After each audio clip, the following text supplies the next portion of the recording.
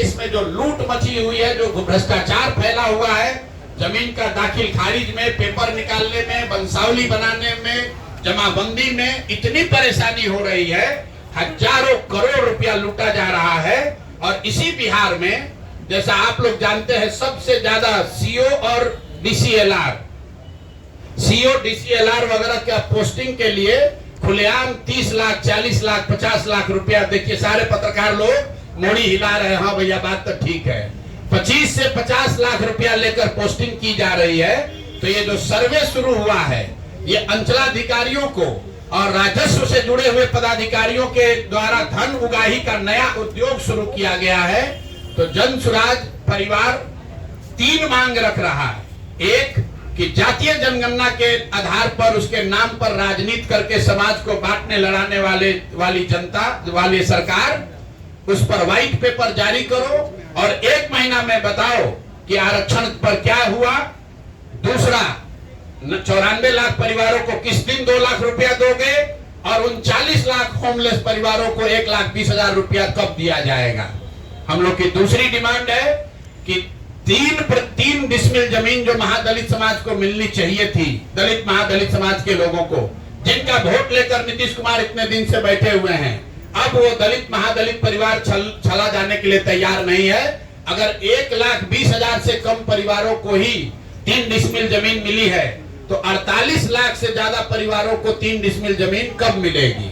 और इसमें यह भी बता दूं कि अभी सरकार के आंकड़ों के हिसाब से करीब 25 लाख एकड़ जमीन, जिसमें सीलिंग के नाम पर जब्त की हुई करीब 11.5 लाख एकड़ जमीन और विनोबा आंदोलन, भूदान आंदोलन में मिली हुई 7 लाख एकड़ जमीन, जिसका कोई हिसाब नहीं है कि ये जमीन किसके पास है, किसको दिया गया है।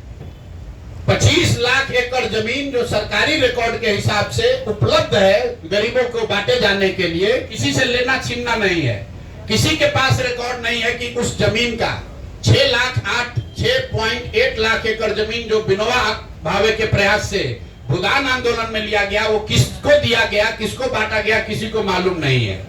करीब 12 लाख एकड़ जमीन यहाँ सीलिंग के नाम पर जब्त किया गया या सीलिंग के नाम पर लिया गया, वो जमीन किसको मिली वो भी किसी को पता नहीं है। तो हम लोग की दूसरी मांग ये है कि ये 3 डिसमिल जमीन जो 50 लाख परिवारों को, दलित और महादलित परिवार को आपको देना था, ये कब तक पूरा करोगे ये बताओ। और तीसरी ये बात है कि भूमि सर्वे के नाम पर ये जो नया उद्योग तुमने शुरू किया है और अफसरों के जरिए महीनों में करोड़ों रुपया की सरकार उगाही कर रही है, इसको तुरंत बंद कीजिए। नहीं बंद कीजिएगा तो हर बिहार के हर परिवार में झगड़ा होगा और भ्रष्टाचार बढ़ेगा। नई सरकार को आने दीजिए, नई सरकार आएगी, वो नए तरीके से अन्य राज्यों के अनुभव के आधार पर बिहार में कैसे इस काम को बड़ी बेहतर तरीके से किया जा सकता है वो करेगी। तो यही 3 मांग है। 94 लाख परिवारों को 2 लाख रुपया कब दोगे ये बताओ, 50 लाख महादलित परिवारों को 3 डिसमिल जमीन कब मिलेगा ये बताओ, और भूमि सुधार कब रोक रहे हो, ये पैसा अपना वसूलने का धंधा कब बंद कर रहे हो ये बताओ। ये तीनों मांग लेकर आपके सामने आज हम लोग आए हैं। 1 महीना का सरकार को समय दे रहे हैं, सरकार को 1 महीना का समय दे रहे हैं। 11 मई से बिहार के हर गांव में 40,000 से ज्यादा रेवेन्यू गांव में जन सुराज वहां बैठक करेगी और लोगों से इन 3 मुद्दे पर उनसे वार्ता करके इस विषयों पर सिग्नेचर कैंपेन, हस्ताक्षर अभियान शुरू करेंगे। और हम लोग 11 जुलाई को 1 करोड़ लोगों का इन 3 मुद्दों पर 1 करोड़ लोगों का हस्ताक्षर लेकर मुख्यमंत्री और राज्यपाल दोनों को हम लोग जाकर ज्ञापन देंगे। लेकिन ये मामला वही नहीं रुकेगा। इसके बावजूद अगर सरकार ने एक्शन नहीं लिया तो आपके इंटरेस्ट के लिए बता देते हैं, इस विधानसभा का जो अंतिम सत्र अभी होने वाला है, उस सत्र में जन सुराज अपनी पूरी ताकत से विधानसभा को घेरेगा। क्योंकि विधानसभा में बैठे हुए चाहे ये भाजपाई है या राजद वाले हैं, नीतीश कुमार तो है ही दोषी, ये तीनों लोग ये विधानसभा में बैठकर जनता को और आ जाएगा सर, आवाज आ जाएगा, माइक है, जनता को और आगे बेवकूफ न बना पाए, इसके लिए हम लोग विधानसभा का जब सत्र शुरू होगा तो विधानसभा का हम लोग घेराव करेंगे, प्रदर्शन करेंगे, वहीं धरने पर बैठेंगे। इसी बात की घोषणा के लिए आज आपसे मुखातिब है। बहुत बहुत धन्यवाद। प्रशांत जी, एक तरफ आप भूमिहीनों को भूमि देने का बात करते हैं, दूसरी तरफ वक्फ बोर्ड के द्वारा वो जमीनों को कब्जा किया जाता है, उनका आप जब वक्फ बिल संसद में आती है तो आप इसका विरोध करते हैं सर। वक्फ बिल से कितने भूमिहीनों को जमीन मिलेगा उसका प्रावधान तो हमने एक्ट में पढ़ा नहीं है। आप यंग जर्नलिस्ट हैं, आपको ज्यादा शायद जानकारी होगी।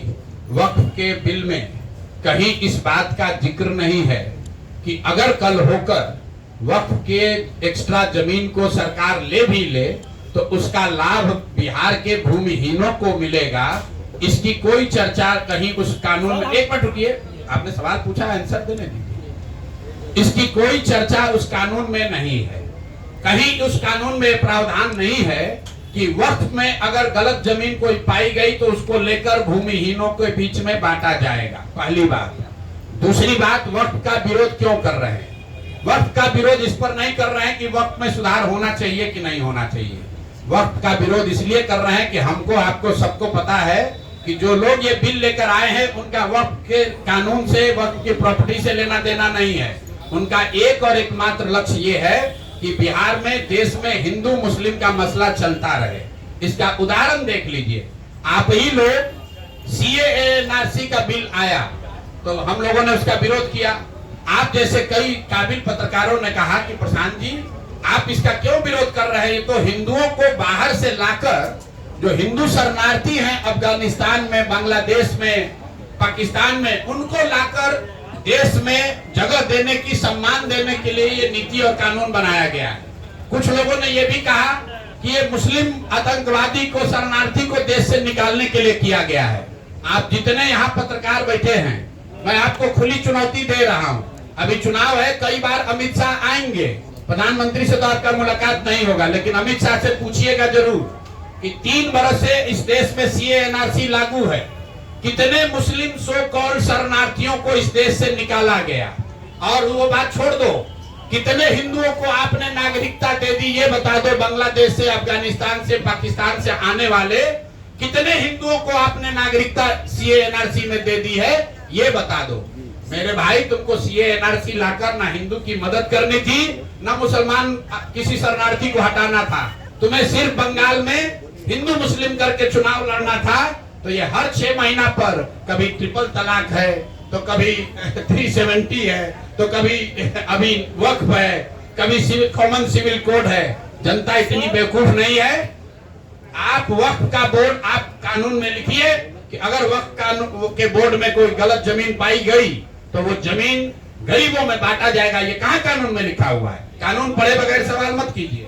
वही सवाल तो सर बार बार था सर।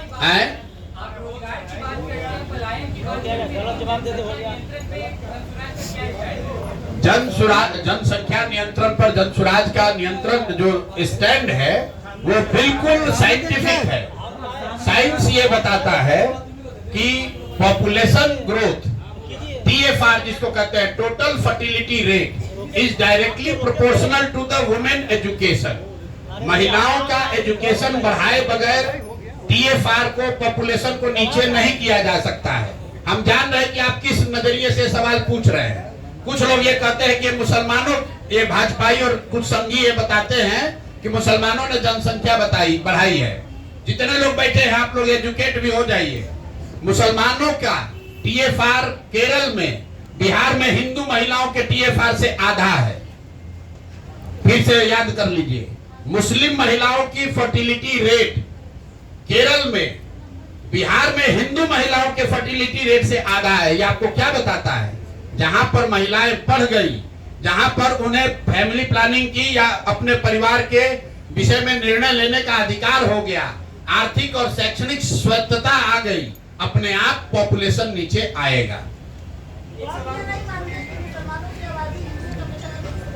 बिल्कुल नहीं मानते हैं। आपके कहने से थोड़ी मान लेंगे। आप कहाँ पढ़े हम नहीं जानते हैं। हम व्हाट्सएप यूनिवर्सिटी में कम से कम हम नहीं पढ़े हैं। पटना